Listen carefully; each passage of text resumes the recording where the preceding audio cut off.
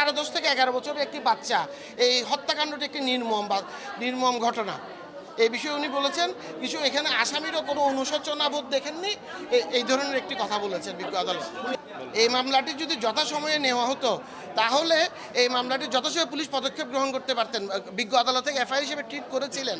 এই মামলাটি এফআইআর হিসেবে ট্রিট করার পর যদি পুলিশ এফআইআরটি গ্রহণ করে যথাযথ ব্যবস্থা নিতেন তাহলে অতি দ্রুত বাচ্চাটি উদ্ধার হতে পারত। বিজ্ঞ আদালত এইটাই বলেছেন। আর এটি সন্দেহাতীতভাবে আমরা রাষ্ট্রপক্ষে প্রমাণ করতে সক্ষম হয়েছি এবং 302 ধারায় এই মামলায় মৃত্যুদণ্ড দিয়েছে আসামিকে এবং 5,000 টাকা অর্থদণ্ড, অপহরণের কারণে 7 ধারায় যাবজ্জীবন কারাদণ্ড, 5,000 টাকা অর্থদণ্ড এবং 9(4) খ ধারায় ধর্ষণের চেষ্টার কারণে 10 বছর কারাদণ্ড এবং 5,000 টাকা অর্থদণ্ড প্রদান করেছে।